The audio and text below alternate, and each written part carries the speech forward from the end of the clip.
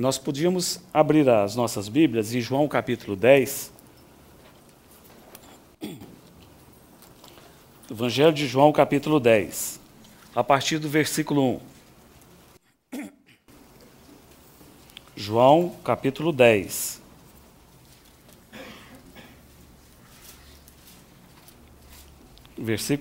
A partir do versículo 1. São palavras aqui do próprio Senhor. É o Senhor quem está falando aqui. Em verdade vos digo, o que não entra pela porta no aprisco das ovelhas, mas sobe por outra parte, esse é ladrão e salteador. Aquele, porém, que entra pela porta, esse é o pastor das ovelhas. Para este, o porteiro abre, as ovelhas ouvem a sua voz, ele chama pelo nome as suas próprias ovelhas e as conduz para fora. Depois de fazer sair todas as que lhe pertencem, vai adiante delas, e elas o seguem, porque lhe reconhecem a voz. Mas de modo nenhum seguirão o estranho, antes fugirão dele, porque não conhecem a voz dos estranhos.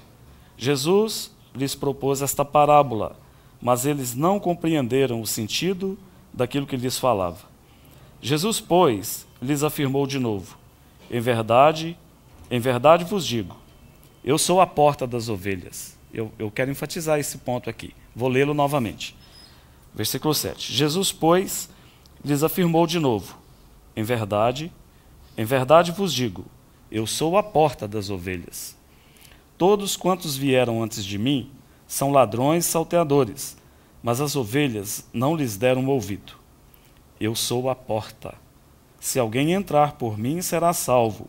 Entrará e sairá e achará pastagem. Versículo 9. Eu sou a porta. João, conforme entendemos, escreveu o seu evangelho, as 3 epístolas e o livro de Apocalipse. No livro de Apocalipse, João, divinamente inspirado, ele foi ajudado pelo Espírito Santo a ver as coisas que aconteceriam no futuro. João olha para frente e vê coisas que iriam acontecer. No seu evangelho, foi um caminho inverso. Aqui o Espírito Santo vai ajudá-lo a olhar para trás e fazê-lo lembrar das coisas que Jesus fez e das coisas que Jesus falou naqueles anos que o Senhor ministrou aqui nessa terra. Como é que nós sabemos disso? Nós sabemos que o próprio João, lá no capítulo 20, versículos 30 e 31, ali ele nos mostra, nos conta qual foi o método que ele usou para escrever o seu evangelho. Qual foi ele? Ele diz assim: na verdade, fez Jesus muitos outros sinais. É João que vai usar essa palavra sinais, ao invés de usar a palavra milagres. Jesus fez muitos milagres, diz ele. Muitos, tantos que, se fossem colocados no livro, não teria nem onde guardar esses livros. Mas eu selecionei alguns sinais. De todos, o Espírito Santo diz para João: seleciona esse, seleciona aquele, seleciona aquilo ali, com um fim em vista, com um propósito, um objetivo específico em vista. Então, embora ser dogmático, nós entendemos que João, pelo Espírito Santo, ele vai registrar no seu evangelho 8 sinais. O primeiro foi quando o Senhor transformou água em vinho, lá em João capítulo 2. E o último sinal, lá em João capítulo 11, quando ele ressuscitou a Lázaro. São 8 sinais. Não há uma concordância perfeita. Eu entendo que foram 8 sinais. E também respeito aqueles que acham que foi 7 ou que foi 9. Mas esses são os sinais que João registra para nós. Com qual objetivo? Eles foram selecionados para que quando você e eu, ou qualquer pessoa, lesse, ouvisse aquilo que Jesus fez, ele chegasse à seguinte conclusão: esse Jesus, ele era o Cristo. Esse Jesus era o Filho de Deus. E quando as pessoas tivessem essa reação, crendo nisso, elas pudessem ter o quê? Elas pudessem ter vida. Elas pudessem ser salvas. Esse era o objetivo de João. Então ele aborda para nós, ele compartilha esses 8 sinais. E é João também inspirado pelo Espírito Santo, que no seu evangelho vai registrar também 8 vezes as ocasiões que o Senhor Jesus utilizou a expressão eu sou. Tem 8 eu sou lá no evangelho de João. Onde é que nós vemos essa expressão primeiramente usada? Nós a vemos em Êxodo capítulo 3. Vocês se lembram, a história é bastante conhecida, está aí na memória de todos vocês. Moisés se chega diante da sarça ardente, ele tem aquela conversa com o Senhor, e ele está relutante acerca da missão que o Senhor deseja lhe confiar. Ele já não é mais aquele jovem Moisés, aquele forte Moisés, aquele homem que poderia fazer e acontecer, e agora ele reluta. Ele diz, manda outro, mas como que eu vou fazer? E dentre as suas ponderações, ele diz assim, Senhor, quando eu for diante dos filhos de Israel e falar que o Senhor me enviou para falar a eles, e eles perguntarem, qual é o nome dele? E o que é que eu vou falar? Qual que é o nome do Senhor? Aí você se lembra o que o Senhor falou? Ele diz, eu sou o que sou. Fala para eles que o eu sou te enviou. Jesus, irmãos, Jesus é Deus. Ele está usando essa expressão no Evangelho de João com muita propriedade. São as mesmas palavras que foram ditas para Moisés lá, e agora por 8 vezes ele vai repeti-las no Evangelho de João. Ele diz, eu sou. O primeiro eu sou do Senhor, proferido pelo Senhor Jesus, vamos encontrar em João capítulo 6. Ele disse, eu sou o pão da vida. Eu sou o pão da vida. E a última expressão, em João capítulo 15, que o irmão Ernie está decorando, está lendo todo dia. Eu sou a videira verdadeira. É a última. E hoje, de manhã, o que está no meu coração é compartilhar um pouquinho acerca deste eu sou que o nosso amado e bendito Senhor Jesus usou aqui no Evangelho de João, aqui descrito para nós no capítulo 10. Tem 2 eu sou aqui. Ele disse, eu sou a porta. E depois ele disse, eu sou o bom pastor. Então, por hoje, o meu desejo é falar um pouquinho sobre o Senhor Jesus como sendo a porta das ovelhas.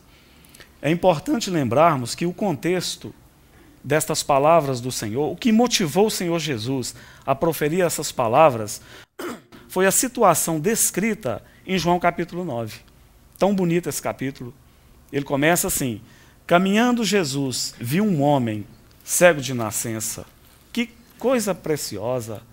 O nosso Senhor, ele é um expert. Ele tem tanta habilidade, ele é cheio de poder. Ele é capaz de tomar uma situação totalmente sem esperança e transformá-la e dali trazer beleza e glória. Lembra disso. Você que tem atravessado momentos difíceis na sua vida, que parece que está tudo negro, está tudo difícil, o Senhor é capaz.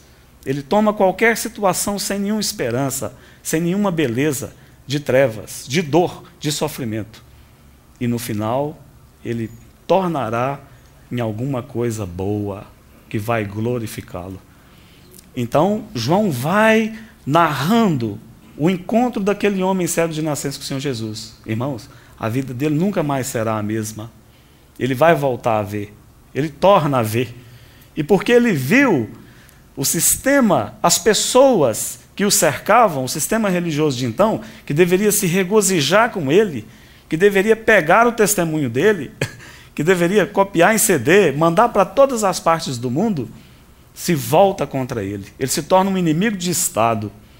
E no final do capítulo, terminando o capítulo 9, nos é dito que os fariseus, depois de inquirirem dele, de o interrogarem, tomam a seguinte deliberação, e o expulsaram, colocaram ele para fora. Saia daqui, jogaram ele para fora. É nesse contexto que o Senhor Jesus disse, eu sou a porta. Ele foi pegado e jogado lá para fora. Está perdido. Está lá sozinho, está abandonado. E o Senhor Jesus diz, eu sou a porta. Você foi jogado para fora, mas agora eu vou abrir diante de você uma nova porta. Eu sou a porta das ovelhas. Nós estamos aqui nesta manhã porque esse aspecto do Senhor como sendo a porta, ele foi uma realidade para nós. Estávamos todo mundo lá fora. Estava tudo fechado aqui. Ricardo estava lá no canto. O Edward estava lá no outro. A Miriam estava do outro lado, estávamos esparramados por aí, não tínhamos acesso. Essa figura tão bonita de linguagem que o Senhor Jesus usa, aqui, falando do pastor, do rebanho e do aprisco, nós não tínhamos, isso era estranho para nós. Mas, Ricardo, ele é a porta. Um dia, essa porta se abriu diante de você, e você pôde entrar por ela. Você se tornou parte dessa grande família de Deus, desse grande rebanho, do qual Ele é o nosso bendito, o nosso amado e o nosso bom pastor. Onde estávamos? Estávamos totalmente sem esperança, longe, perdidos. Sobre nós uma ira grande, tantos problemas, tanta desesperança.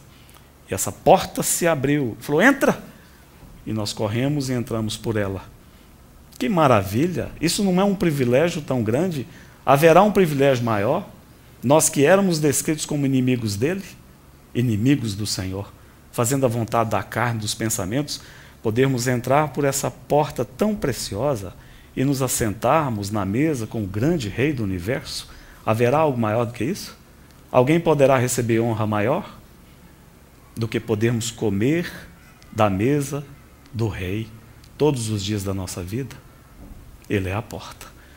Isso também estabelece com clareza, e de uma vez para sempre, que é uma falácia, uma mentira, aquela expressão que eu ouvia quando menino, que todos os caminhos levam a Deus. Isso não é verdade. Há somente um caminho, conforme ele mesmo disse, e bem dito, que ele é o único caminho. E também há só uma porta, não tem como. Entrarmos aqui só através dali ou dali, não tem outra opção. Não tenta tolamente escalar essas paredes e entrar por outro lado. Não são todos os caminhos que levam a Deus. Para vir para Londrina, de Minas para Londrina, tem algumas opções, mas elas são limitadas aqui. Para entrarmos no reino de Deus, há só um caminho, há só uma porta, e essa porta é o Senhor Jesus. Tomara que todos aqui já tenham tido esse privilégio, essa oportunidade, tenham entrado por essa porta, tenham se tornado parte deste grande rebanho do Senhor, esparramado por essa terra. Se ainda não o fez, hoje é o dia. Você tem uma porta aberta diante de você, que é o Senhor Jesus. Você pode entrar por ela e fazer parte dessa grande família de Deus. Esse é um aspecto dele como porta. Abriu, ele disse, se alguém, e acho que na versão em inglês diz, se qualquer um, N, entrar por mim, é o único caminho, não há outro. O Senhor Jesus é a porta pela qual nós podemos entrar e nos achegarmos a Deus. Há um outro aspecto dessa porta, e vou terminar com ele. Se você pesquisar sobre os apriscos de ovelhas, se você entrar no Google aí, digitar aprisco de ovelhas, você vai ver várias figuras de apriscos que eram usados lá no Oriente nos dias de Jesus. Jesus usou essa figura de linguagem do aprisco, o rebanho, o pastor. Era algo muito comum naqueles dias. Você tinha ovelhas, pastores, apriscos, rebanhos para todo lado. Era algo muito comum. Então os apriscos eram construções usadas para a proteção do rebanho. Criei ovelhas por uns 3 anos. Ovelha é um bicho tão simples, tão perigoso para eles. Qualquer coisinha, ela não tem noção do perigo. Ela não sabe, ela precisa de um cuidado, uma proteção o tempo todo. Se ela vê um perigo ali, ao invés de correr, ela geralmente chega e cheira. Ela precisa de um cuidado. E à noite, ela precisa ser colocada num lugar onde ela será devidamente cuidada, devidamente protegida. Então, haviam aquelas construções, alguns aproveitavam o desenho natural das rochas, poderiam colocar numa caverna onde tivesse uma pequena entrada, outros construíam, dependendo do tamanho dos rebanhos, com pedras, faziam muros altos, poderia ser quadrado, retangular, poderia ser redondo, e colocava-se, num determinado lugar daquela fortificação, uma abertura.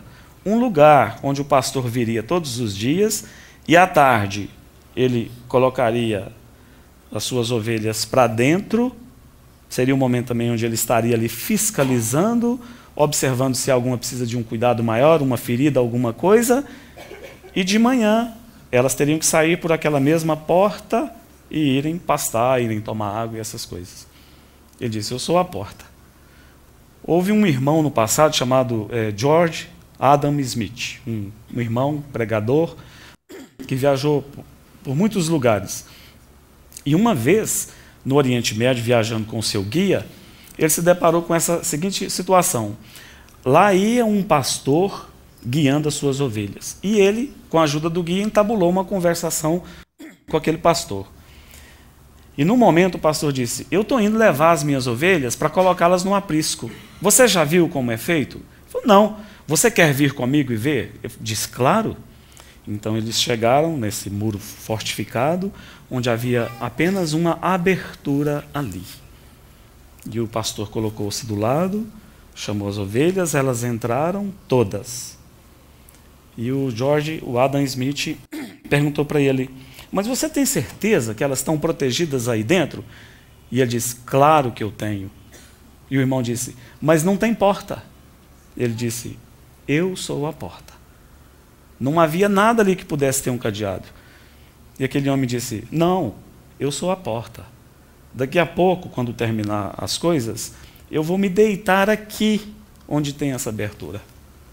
E eu me torno, literalmente, a porta das minhas ovelhas. O Senhor Jesus é aquele que ele se deita ali. Não é apenas uma porta de madeira, que o mais forte pode chegar ali, dar um chute nela e arrebentá-la.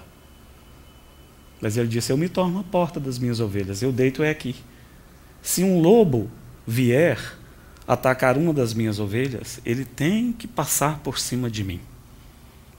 Ninguém, nem nada, pode entrar aqui sem passar por cima de mim, disse o pastor. Mas também nenhuma das minhas ovelhas pode sair para fora, a não ser que eu permita. Eu sou a porta. Eu me torno a porta das minhas ovelhas. Isso é tão maravilhoso. Que segurança que nós temos nesse bendito Senhor. Não só a porta, como abrindo-a para que nós entrássemos e desfrutássemos de tudo que é nosso nele. Mas também essa porta que é a nossa segurança. Como estamos seguros nas mãos do Senhor. Isso deveria ser algo que enchesse os nossos corações a cada dia. Por que tanto temor? Por que tanto medo? Por que tanta dúvida? Ele é a nossa porta. É Ele que deita ali e fica zelosamente cuidando de nós e nos protegendo. Que essa manhã a gente possa se lembrar dele como essa porta tão maravilhosa. E podermos render a Ele graças e louvores, porque Ele é tão digno. Sermos tão gratos a Ele por tudo que Ele fez por nós e ainda continua fazendo. Que nossos corações possam se encher de ações de graças, louvores, adoração, porque só Ele é digno e Ele é tão digno. Amém.